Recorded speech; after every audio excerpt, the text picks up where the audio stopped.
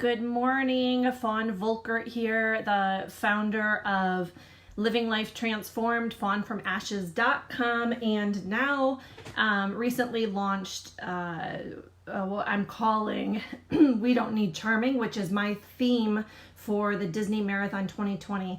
I'm taking back 26 years of what I let trauma steal, which is my running 1 mile at a time. And running a marathon in Disney 2020. So the theme is We Don't Need Charming, and I'm using this opportunity to build a movement or a platform that actually sheds light on what victims of childhood sexual abuse actually do need. We don't need charming. Charming is what pedophiles and traffickers used to lure us into victimization. So we don't need charming, but there are a million other things we need, and I'm going to come live to you at least once a week and share with you what those things are. For more information on the movement, just go to WeDon'tNeedCharming.com to my landing page there, and it will explain it to you, or reach out to me personally if you want to support that.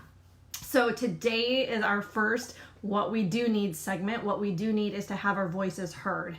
And that has less to do with us and our stories and more to do with you. In fact, I would almost dare say that it's not that we need our voices heard, it's that you need our voices heard. So whether you are a parent, a teacher, a healthcare professional, just a concerned citizen, a neighbor, whatever you are, you need our voices heard. Research that I found from John Reed and colleagues back in 2004, right? Pre-Me Too movement, pre-people talking about this stuff, they reported finding that 50% of adult women and 28% of adult men who were entering into mental health counseling reported having been sexually abused as children. That's the number of people in 2004 that was the estimated number in 2004, people reporting, confessing, telling their therapists that they had experienced childhood sexual abuse. So we know, right, that the number is much bigger than that.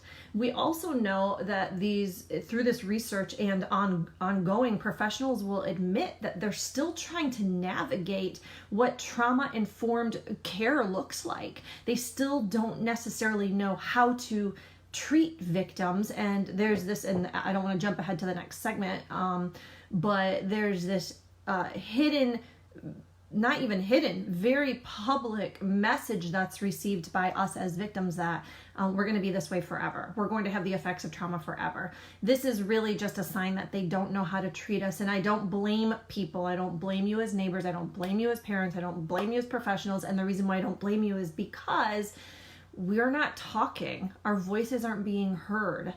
In some ways, that's our culture's fault because they don't want to hear them. They don't want to hear us, and we're protecting you by staying silent. But also, it's the power of the perpetrator over us. Silence was used to keep us victims, to create us as victims and to keep us as victims. And that power, silence, is the power that perpetrators use over their victims and over our culture, and keep us arrested in this horrific epidemic that we have, which is 1 in 10 children. In the current way we're doing things, we can expect that 1 in 10 children will be sexually abused by the age of 18. And these numbers aren't changing. They're staying the same because tell us after it happens isn't working. We need to know more. And the people who can tell you how to handle it are the people whose voices have been stolen. So I would say that in the face of the power that silence has given perpetrators, victims can revoke that power over future children and themselves by using their voices. I would also say that the big takeaway here is, if you are just that concerned citizen, or you are a parent or a teacher, ask a victim what they would do to keep their kids safe. Ask them for tips on how to keep your kids safe. Nobody knows the trauma better than those victims, and as we come through the healing process, we know more and more and more what other victims need. If you are a mental health provider and you really want to get into the root of how to help victims, then ask us. And we will tell you, those of us who have found our voice are using it for the power of good. We are using it to shed light on this. We want others to be set free and protected, and we want prevention. So that's all for today. Is we do not need charming. We need our voices heard.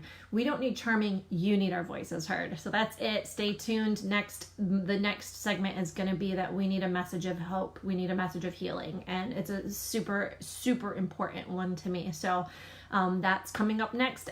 Anybody who wants to support this movement for the next 5 months, January 2020 is when I do my marathon. Go to my website, wedon'tneedcharming.com, and you can find ways to support me. But also there is an organization that is providing trauma-informed services, and they are channeling the experts, not necessarily just professionals, right, that know the mental health field and trauma-informed services, but experts as in those of us who have come through the healing process of this trauma. So they bring on survivors of this trauma and ask them questions and ask their input on the services that they provide. So that's Path to Freedom. That's my charity of choice.